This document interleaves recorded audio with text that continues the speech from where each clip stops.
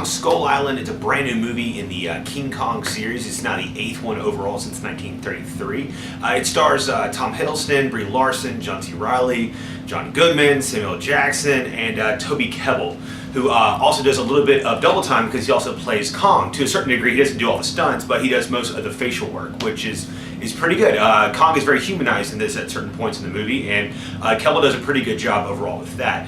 It's directed by Jordan Vogt-Roberts. I'm not sure if I'm saying that right or not, and I had to actually look this guy up because this is his biggest project to date. He's done some smaller indie stuff and a few TV things, but for the most part, this was his first big moment in the sun here, and I'll get into a little bit about what I thought about his overall directing choices a little bit later on.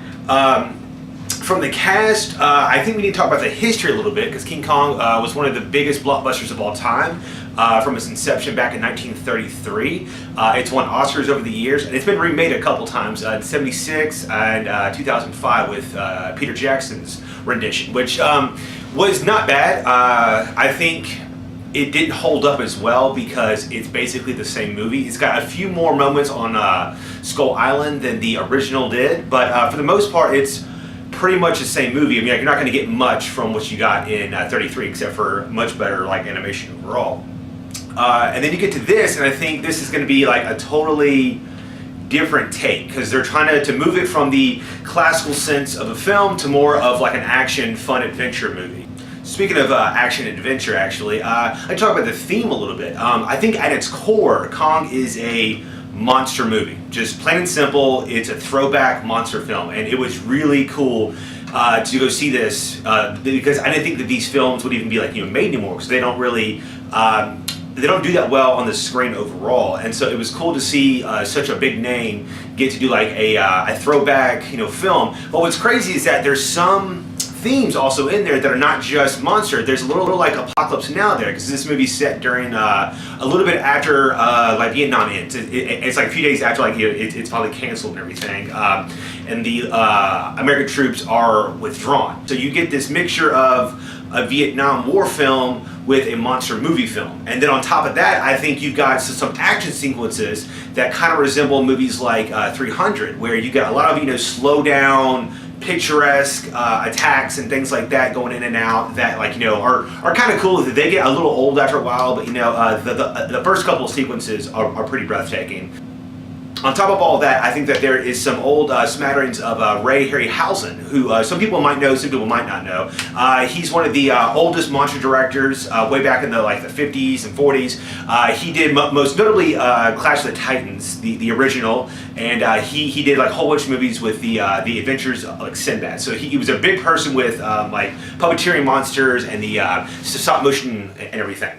So there's not that those tricks are used in this film, but the whole sense of it being like this adventure movie with like a lead character and his crew of men, and they end up in like a foreign land and they don't know what's going on. So you kind of get this sense of just terror all throughout, and these monsters are coming in like and attacking them, and like you don't really know who's going to live and who's going to die. So that just in terms of a viewing experience, it was really cool to have like that type of movie again now, because they're really not really like that popular anymore, which I used to love as a kid, so it was really cool.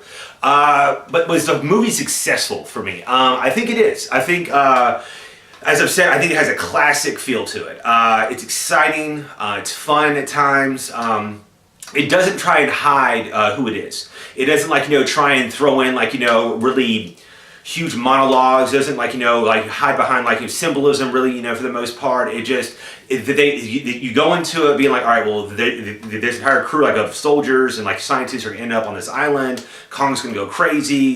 He's fighting the dinosaurs and everything. It's just gonna be a roller coaster the entire film, and that's exactly what it is. I think it's very successful on those points, which is why it's being received so well, because it just goes for it.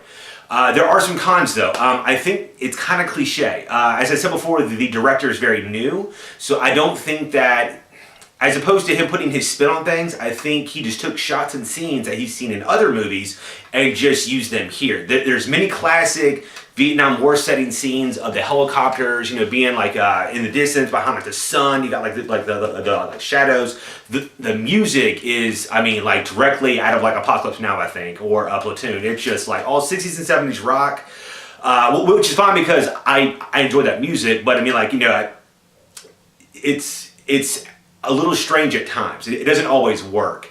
And then there's other scenes where you get almost like a comic book feel. Like, I felt that this was more comic book-esque than Logan was, which is really strange to say. There's many instances where you get these like intense, comical, like flame backgrounds and soldiers standing in front of them, and Kong, like, being like picturesque and towering over things, and like, there's like red lettering, in certain areas, and like, it's very. It's got like a very old school actiony feel to it, which might be what they're like overall, like, just going for, which is just like, just balls to the wall there. And if that was the case, then I think it was successful. Overall, I think it was good, not great. If you have time, go see it. I wouldn't say rush out, like, you have to see it like right now or anything. But it is kind of forgettable. I think if you saw it tomorrow, in a month or two, if a person brought it up to you, you'd be like, I did see that movie. There's no real lasting impression with you, but it does set up some future sequels that I am very excited about. We're finally going to get to see King Kong versus Godzilla, which I don't know about y'all, but ever since I was like 8 years old, I love that idea. If we could somehow pull those two to fight versus the huge Jaeger suits from my Pacific Rim, oh my gosh, I'd be like like 8-year-old heaven. That'd be great. So, all right, folks, this was a Geek at the Movies. Maybe go see it.